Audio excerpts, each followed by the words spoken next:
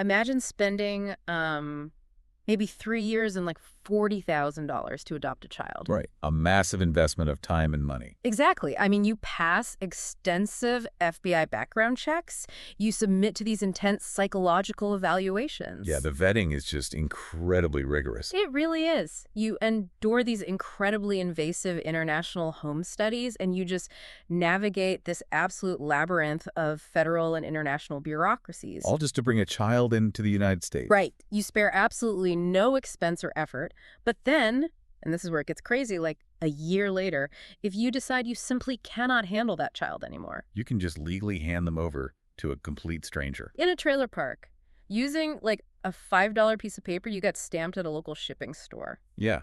And the government will have absolutely no idea it even happened. Which is just, it's a staggering contradiction. It really is. I mean, we are talking about a system that demands, basically biometric level security to let a child into a country. But then it relies on the legal equivalent of, like, a permission slip to let them just disappear once they're here. And if you're listening to this right now, that exact contradiction is what we are dissecting today. Yes, we're going to really tear it apart. Because we are looking at this massive stack of sources to understand how this happened. We are unpacking the actual text of the 1993 Hague Adoption Convention. And the subsequent U.S. implementing laws, too. Right. Plus this completely bombshell 2013 investigative report by Reuters called The Child Exchange. Which is just a highly, highly critical piece of journalism. Absolutely. And we also have a 2015 Government Accountability Office, or GAO, report.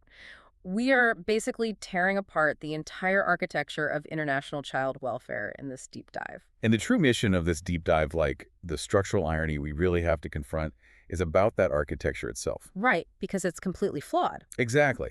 It is about how a global treaty successfully built this highly regulated, practically impenetrable front gate to protect children entering the United States. But they entirely forgot to install a lock on the back door because, when I was reading through the source material, this image just kept coming to my mind. Oh, yeah? What kind of image? Well, imagine building a state-of-the-art fortress to protect a vault, right? Okay. You have laser grids, you have armed guards, retinal scanners at the front door. A whole 9 yards. Right.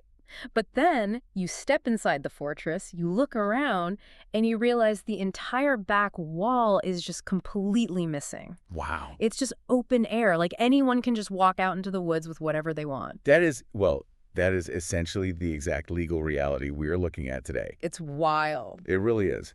But to understand how that fortress got built in the first place and why the architects were so hyper-focused on the front door, we kind of have to look at the landscape before the treaty even existed. Right, because they were responding to something specific. Exactly. We have to look at the absolute chaos that made the fortress necessary to begin with.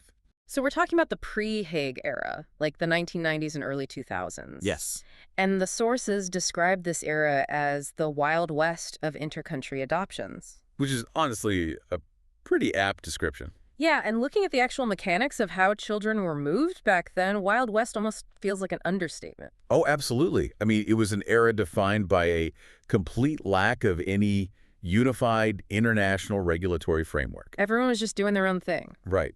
And if we look specifically at countries that were major origins for adoptions at the time, places like Cambodia, Vietnam, and Guatemala. The hotspots, basically. Yeah, those specific systems were incredibly vulnerable to sheer capitalistic exploitation. Because the demand was just so high. Astronomically high. You had demand from parents in the United States and Europe who desperately wanted children. And they had money. Exactly. They were willing to pay tens of thousands of dollars to build a family. And, where there is high demand, high capital, and practically zero regulation. A gray market is inevitably going to form. Precisely. So let's unpack the mechanics of that gray market a bit. Because it wasn't just chaotic, it was deeply systemic. Oh, it was a whole industry. Right. The sources mention rampant baby buying and falsified paperwork. But how does that actually work on the ground? Like, who is doing the buying and who is doing the selling? Well, the primary mechanism was the use of what they called independent facilitators. Okay. And these weren't necessarily accredited social workers. They were opportunists or lawyers or just local brokers acting as middlemen. Middlemen, and between who? Between wealthy Western agencies and impoverished local communities. Oh, wow. Yeah. So, for example, a facilitator might go to a rural village in, say, Guatemala and offer a pregnant woman money for medical care. Okay, that sounds nice on the surface, but... But essentially, they are reserving her child for an American family before the child is even born. Oh. So the mechanics are, the American family pays the agency pays the facilitator pays the mother. Which fundamentally is just the commodification of a human being. I mean, it turns a child into an export. That's exactly what it was. And Right. the paperwork was merely a formality to legitimize that export. Right, because you need documents to get a visa. Exactly. Mhm. So you have these massive networks entirely dedicated to falsifying birth certificates and orphanage records. And this leads to what I think is the most tragic part of this era, which our sources highlight explicitly. The reality of the orphans. Right, the reality of orphans who weren't actually orphans at all. We are talking about children who had living families. Rooming parents. Yeah, living parents. Yeah. Who are somehow just funneled into this international pipeline. How does that happen? Well, the coercion tactics used by these facilitators were incredibly sophisticated and predatory. Like, what would they do? You had situations where impoverished families who were maybe facing a temporary financial crisis were approached by these brokers. Okay. And the families might have genuinely believed they were sending their children to, like, a temporary boarding school in the capital, or to an educational program where they would be cared for just until the family got back on their feet. So they weren't giving them up for adoption. Not at all. But instead, the facilitators took those children, falsified documents claiming they had been completely abandoned, and pushed them right into the international adoption system. That is horrific. And the parents, they only found out much later that their child had been permanently legally adopted by some family in Ohio or London. So the international community looks at this Wild West, this heartbreaking reality where the supply chain for adoption is basically subsidized by unethical practices. Right. And they decide they have to dismantle it. They had to step in. And their answer to all this is the 1993 Hague Adoption Convention. Yes. It was concluded on May 29th, 1993. Okay. And it officially entered into force internationally a couple years later in 1995. Now, looking at the U.S. timeline here, the United States signed it fairly early on, right? Like in 1994. They did sign it early, yes. But the actual implementation of international treaties into domestic law, especially in the U.S., is just a notoriously slow, friction-heavy process. Yeah, bureaucracy at its finest. Exactly. So the U.S. didn't actually ratify it until late 2007. Wow, over a decade later. Right. And the strict rules finally became fully effective for the U.S. on April 1st, 2008. Okay, so let's break down the core machinery of this treaty, because treaties are just words on paper until they actually have enforcing mechanisms. Exactly. They need teeth. So how did the Hague Convention actually intend to stop all this trafficking? Well, the machinery had four very specific, very heavy gears, so to speak. The first is what's known as the subsidiarity principle. Okay, subsidiarity. So basically keeping the child in their home country if possible, right? Right. But what did that friction actually look like to implement? It required a massive bureaucratic shift. How so? Because before a child could even be considered for an international adoption, before they could even cross a border, the country of origin had to systematically prove they had exhausted all domestic options. So they couldn't just export them immediately. Exactly. This meant maintaining national registries of adoptable children, establishing waiting periods where only domestic families could adopt the child, Oh, I see. and actively searching for extended family members. International adoption was legally repositioned as the absolute last resort. So you are immediately slowing the whole pipeline down, which inherently makes the process much more expensive. Precisely. Now, the second gear of the treaty required the establishment of central authorities. Central authorities, what does that mean? Every signatory country had to create a centralized, federal governing body to police their own system. So no more rogue independent facilitators flying under the radar. Exactly. In the U.S., this became the Department of State's Office of Children's Issues, and they act as the ultimate gatekeeper. All international adoptions had to flow through, or at least be closely monitored by, this single central node. Okay, so if subsidiarity keeps the child local and the central authorities act as the big gatekeepers, who is policing the actual ground level operations? Good question. Because in the 90s, the people moving the children were just these independent operators making a quick buck, right? Right. And that leads directly to the third pillar, accreditation. Ah, okay. You couldn't just hang a shingle, call yourself a facilitator, and broker an international adoption anymore. That was over. You had to prove yourself. Yes. Agencies were forced to undergo extremely rigorous standardized vetting. They had to prove their competence, their ethical standards, and critically, their nonprofit objectives under strict state supervision. Right, you can't just be doing this to get rich. Exactly. And the sources note that this accreditation landscape actually evolved quite a bit in the U.S. It did. Like, initially, this was heavily handled by the Council on Accreditation, or COA. But then, by 2018, accreditation transitioned to a new entity, the Intercountry Adoption Accreditation and Maintenance Entity. IAFE. Yes. Let's dig into that transition for a second, because our sources make it clear it wasn't just a simple name change. Not at all. It was a massive structural shift.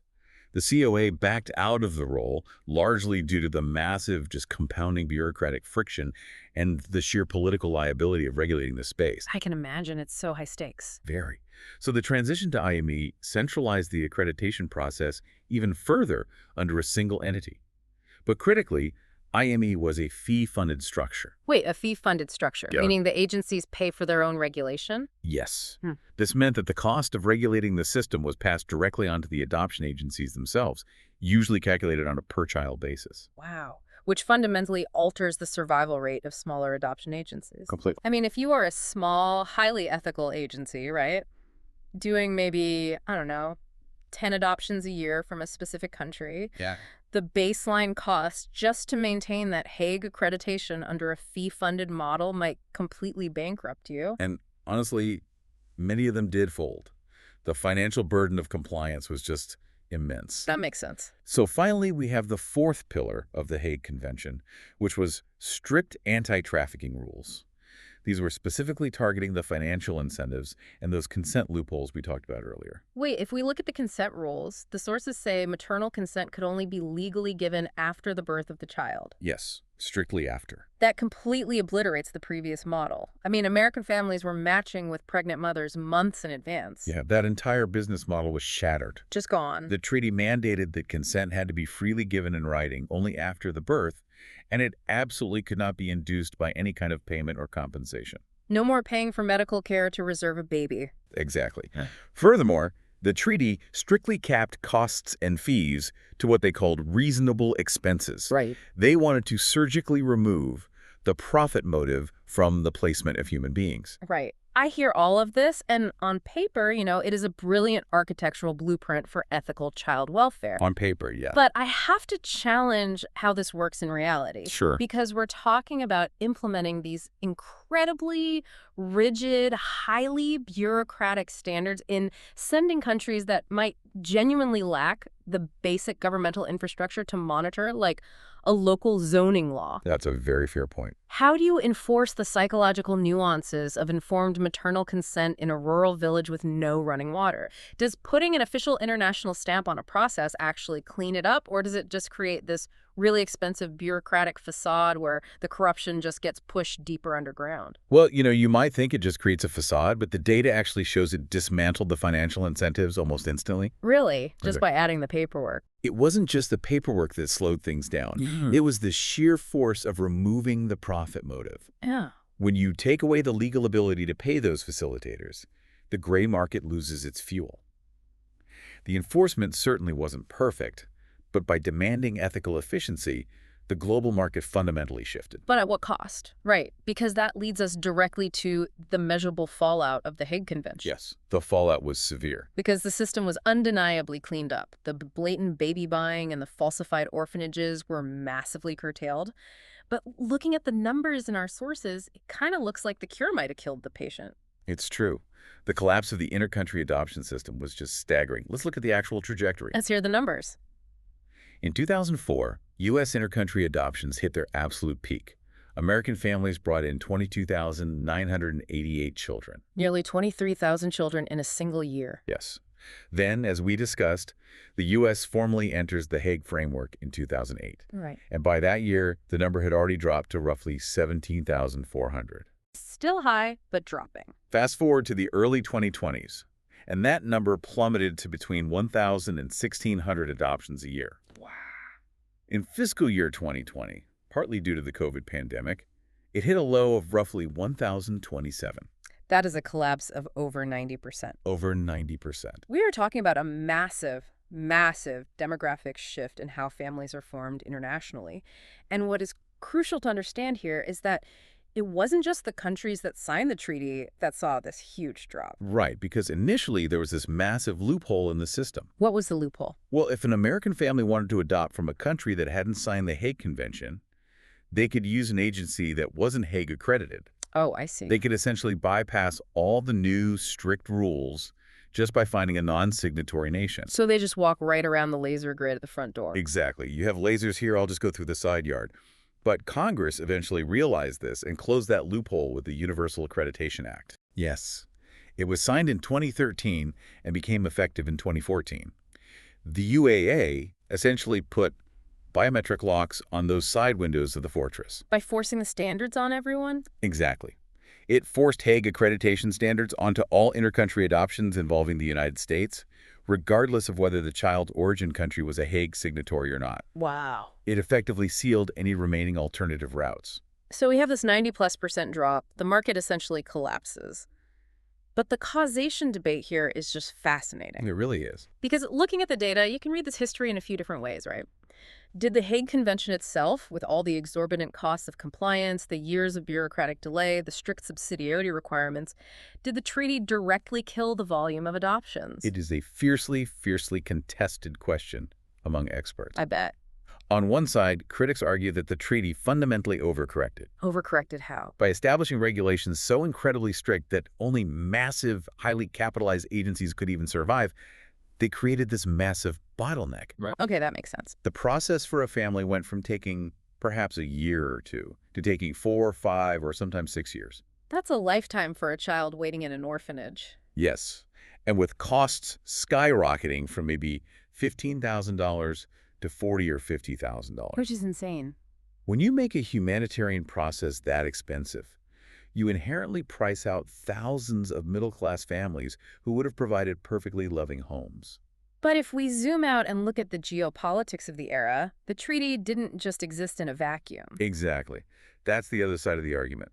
Other analysts argue that the treaty didn't kill adoption. It just provided the perfect political cover for sending countries to close down their programs. Political cover, what do you mean? Well, many of these origin countries were facing intense international pressure and severe domestic embarrassment over the trafficking scandals of the 90s. Right. No country wants to be known for exporting stolen babies. Nationalism plays a huge role here. Admitting that you cannot care for your own children is a major political vulnerability on the world stage. That's a really good point. So the Hague Convention gave these nations a legitimate, globally recognized reason to halt adoptions entirely under the guise of, well, we are reforming to meet international standards. So they pause it for reforms and just never start it back up. Exactly.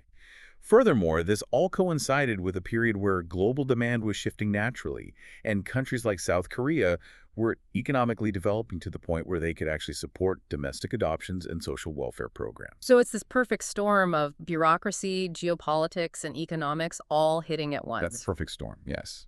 But, you know, what I find most compelling in our sources are the deeply divided perspectives from the adoptees themselves. It's vital to include their voices. Absolutely. Because they are the people who actually live the reality of these policies. And there is absolutely no monolith in how adoptees view the Hague Convention. The division is profound. It's really split. Right, because you have adoptee advocates who look at the Hague Convention as a strictly necessary, absolutely vital humanitarian safeguard. From their perspective, the pre-Hague era was an era of pure commodification. Right. Children were literally being bought and sold to feed the emotional needs of wealthy Westerners.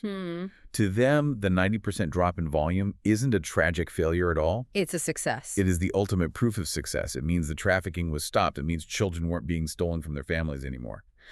But then you have other adoptees and reform advocates arguing the exact opposite. Yes. They argued that the treaty didn't dismantle the market, it just gentrified it. That's a powerful way to frame it. Yeah, they argue it legitimized the market for the absolute wealthiest participants while locking everyone else out. And their core argument is just heartbreaking. It really is. They point out that the massive cost barriers created by these regulations ultimately hurt the most vulnerable children. Because the pipeline shut down, millions of children were left languishing in severely underfunded institutional orphanages. Aging out of the system. Exactly. Aging out without ever finding a family, all because the regulations demanded this perfect, unassailable process. It really forces us to ask a difficult question. Is the Hague Convention a humanitarian shield that protects children? Or is it a bureaucratic wall that traps them in institutions? It's so complicated. And while international policymakers, agencies, and advocates spent literally decades arguing over whether the front-end regulations of that fortress were a success or a failure, Something else was a happening. completely different, entirely invisible crisis was brewing for the children who did manage to make it through the system. Right. We spent all this time and money putting lasers at the front door. We vetted the parents, we tracked the money, we monitored the borders. But what happened once the child was actually inside the fortress? And this brings us to the massive, glaring structural flaw in the architecture of the Hague Convention. The missing back wall. Exactly. The drafters of the treaty were absolutely obsessed with the start of the family. The treaty is incredibly meticulous, almost exhaustive, when it comes to addressing failed placements before an adoption is finalized. So, like, if things go wrong while the child is still overseas. Right. If a match falls through while the child is still in the origin country or during some probationary period, there are very strict protocols for who takes custody, how the child is protected, and how a new placement is found. But what about after the judge bangs the gavel? What about post-finalization? That's the blind spot. If a family adopts a child, brings them to Ohio, the adoption is legally finalized, and then, say, 3 years later, the family completely fractures. What does the international treaty require? Absolutely nothing. Nothing. The treaty is entirely silent.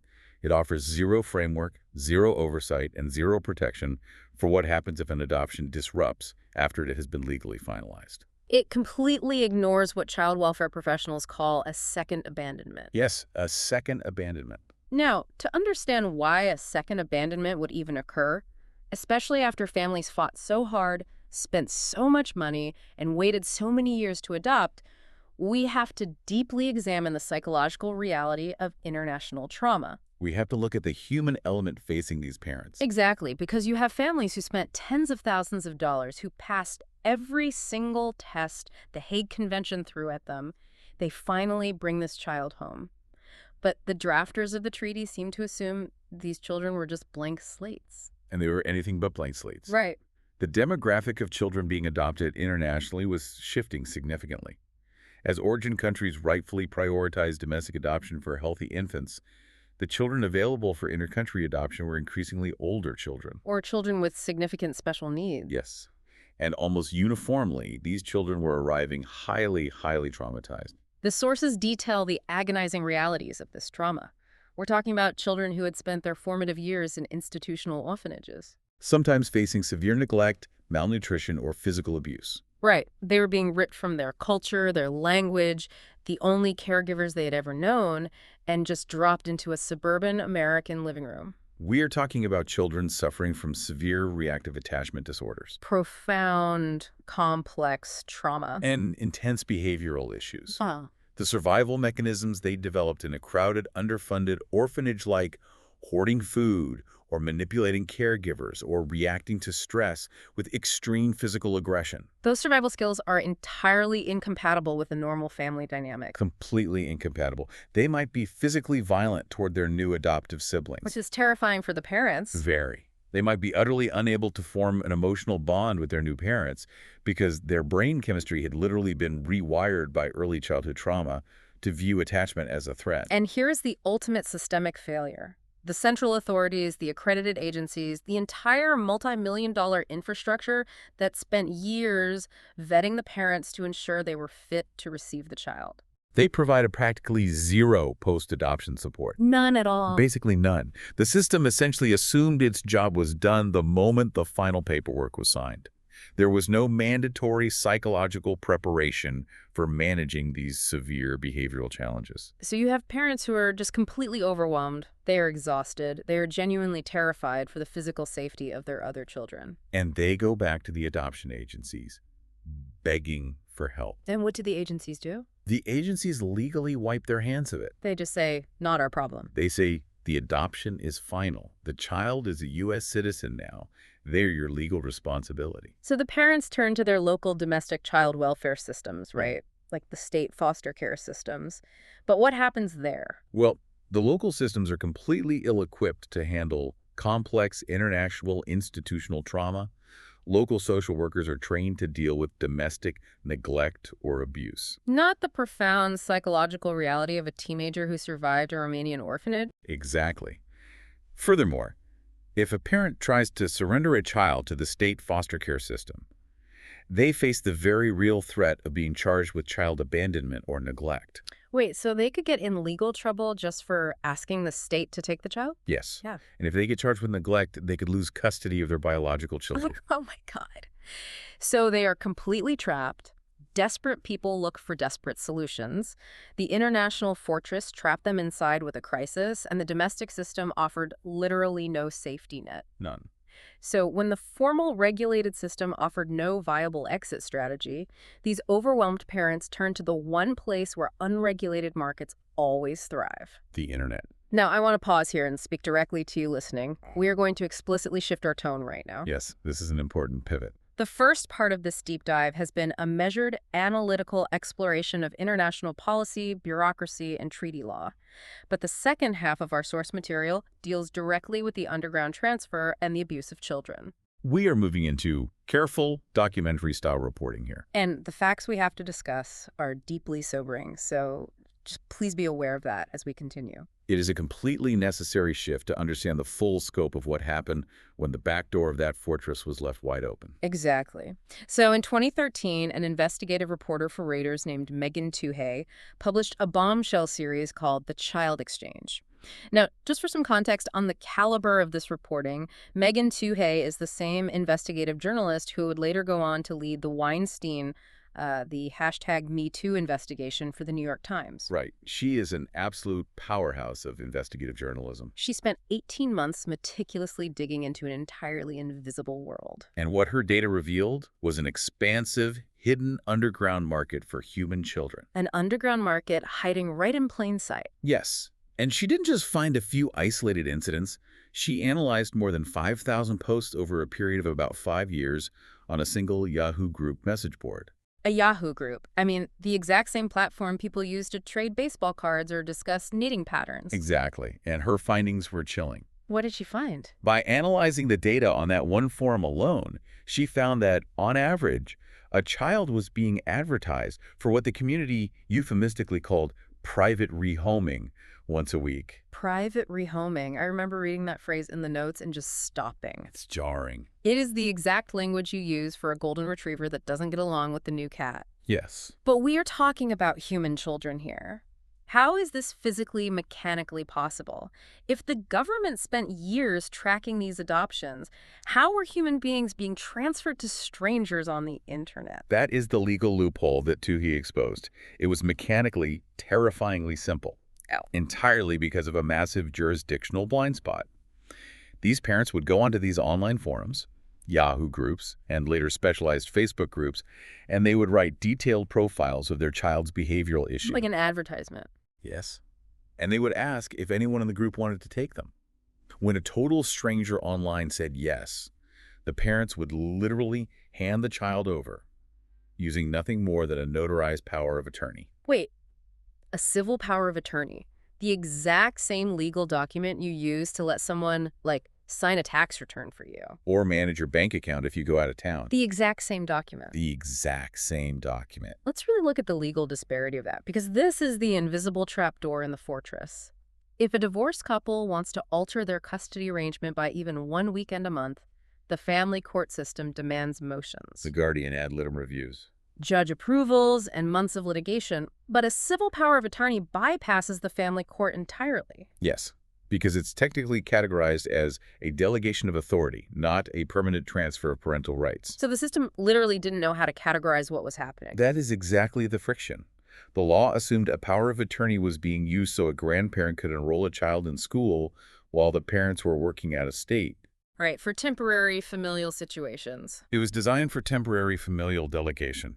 But these parents were using it to permanently abandon traumatized children to complete strangers. And getting it notarized.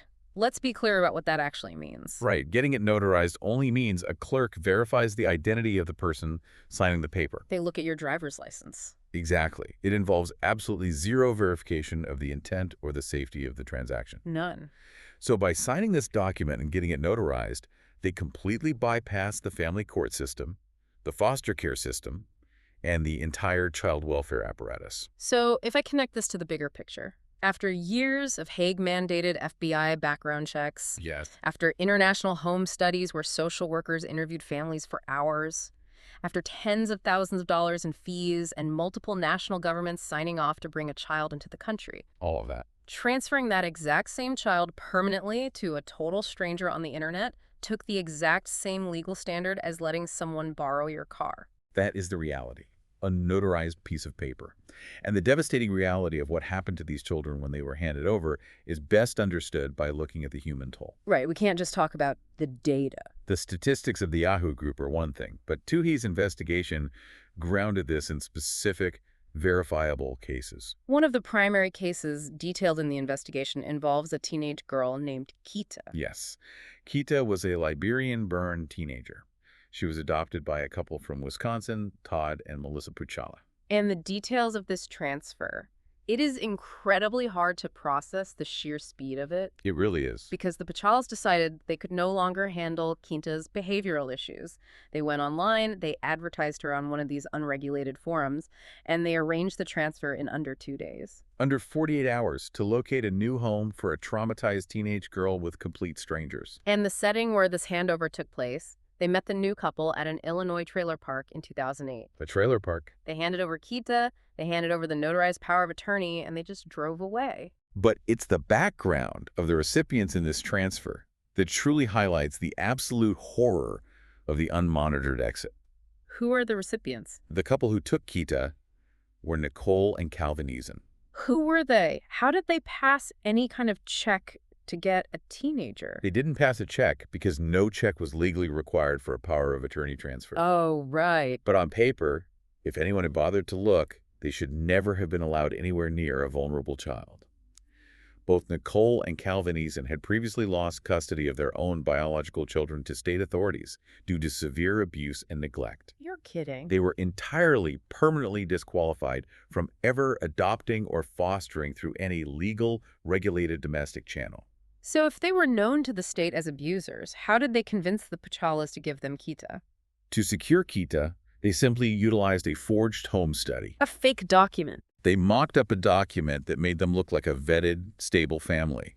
And because the transfer happened via a civil power of attorney at a trailer park, there was no state social worker there to verify the document. There was no judge. There was no family court judge to run their names through a basic database.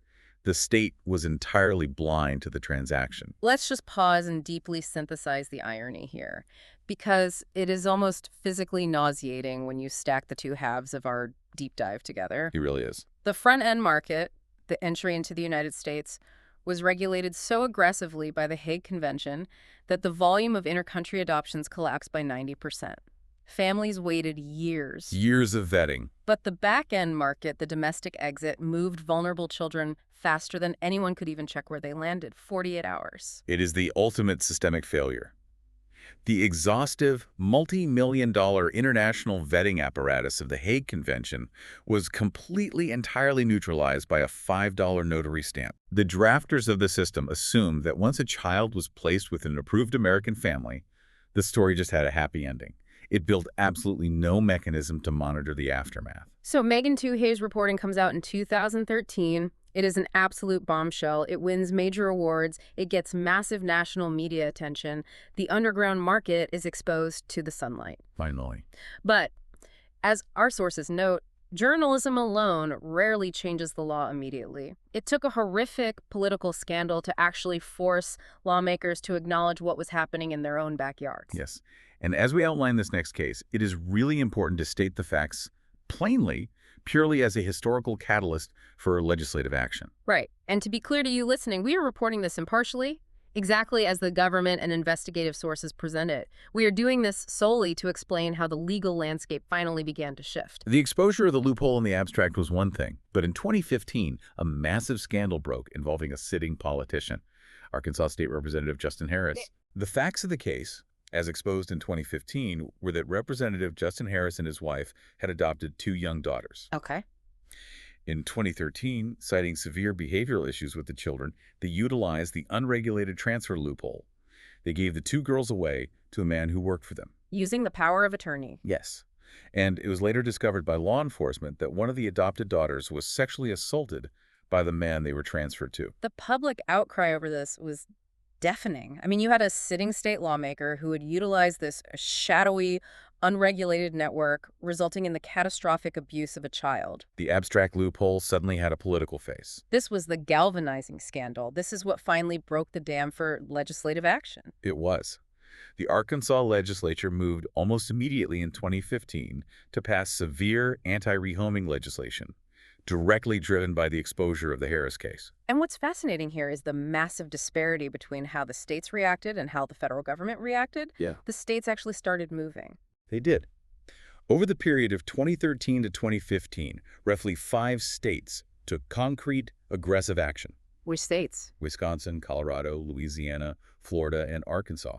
They all passed adoption-specific bans on unregulated custody transfers. So they legally closed the trapdoor. Yes. They specifically outlawed the use of civil powers of attorney to permanently transfer a child to a non-relative without family court approval. That seems like a very obvious fix. And other states began aggressively regulating how children could be advertised on internet forums. But when we look at the federal response, it's a story of profound paralysis. It is. Following Toohey's 2013 report, a federal interagency working group was quickly formed in October of that year to study the issue. But studying an issue and legislating a solution are 2 very different things. Federal anti-rehoming bills were repeatedly introduced in Congress over the following years, but none of them ever gained the traction needed to actually pass. So no comprehensive federal law was enacted to close this loophole nationally. None. It remained a state-by-state patchwork. And the problem with a state-by-state patchwork is that the internet has no borders. Oh, right. If a parent in a state where rehoming was banned simply drove the child across state lines to a state where it wasn't, the legal jurisdiction became an absolute nightmare. And this federal paralysis is officially documented in our final source today. In September 2015, the Government Accountability Office, the supreme investigative arm of Congress, released a report, GAO 15733. And their findings basically confirm every single structural failure we've been discussing today. The GAO report is a stark, formal admission of systemic failure by the United States government. They documented and confirmed the massive structural oversight gap between international entry and domestic exit. But the most alarming takeaway from the GAO report is what they couldn't find. It's numbers. They couldn't find the actual numbers. Exactly. Because no federal agency tracks unregulated notarized transfers, the GAO concluded that the exact prevalence of rehoming remains entirely unknown. It's the ultimate blind spot. You simply cannot measure a market that legally does not exist on paper. And we have to remind ourselves here that the true scale of this underground market is genuinely contested. Megan Toohey's Reuters investigation extrapolated their frequency 1 child a week from, observing a single Yahoo forum over 5 years. And the GAO report found dozens of verified, documented instances. Right, but by definition, a shadow market is unmeasured. We do not have an authoritative total of how many children slipped through the trapdoor. We only know that the legal architecture of the fortress allowed it to happen infinitely. Exactly. So let's try to pull all of this together. We've gone on quite a journey through the architecture of international child welfare. We really have. We started in the Wild West of the 1990s, where children were moved across borders as commodities, fueled by falsified papers and a global gray market. And we saw the international community respond with the 1993 Hague Adoption Convention, a massive, complex piece of legal machinery designed to ensure that every child entering the system was protected. That their origins were verified, and that the financial incentives for trafficking were completely dismantled. But we also saw the immense cost of demanding that perfect machinery. Right. We saw inter-country adoptions collapse by more than 90%, dropping from nearly 23,000 to barely over 1,000 a year. We explored the deep, painful tension between a treaty that serves as a vital humanitarian safeguard against exploitation and a treaty that operates as a bureaucratic barrier. A barrier trapping vulnerable children in institutions because finding them a home became too expensive and too legally fraught. And finally, we uncovered the tragedy of the unmonitored exit. We saw how a system that was so obsessed with perfectly engineering how a family was formed offered absolutely zero support for when that family broke under the weight of severe trauma, Overwhelmed parents were left to navigate complex behavioral crises entirely alone. leading them into an internet underground where they could legally abandon traumatized children to strangers at trailer parks using nothing but a $5 notary stamp. The structural irony is just heavy. We built the most secure, highly regulated front gate imaginable, and we left the back wall completely missing. It is heavy. And I think if we want to take away a broader insight from this deep dive, it requires us to fundamentally re-examine how we, as a society, construct our laws. What do you mean by that? How should we be looking at this differently? Well, when we design laws, particularly regarding children and families, we are obsessed with beginnings. We do love a clean start. We love the narrative of rescue.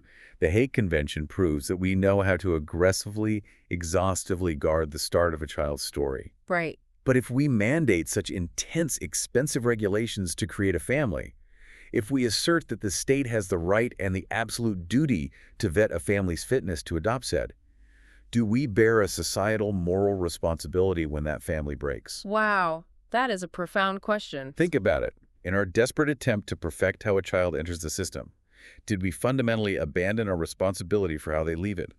We protected them from the global market, only to abandon them to the domestic one.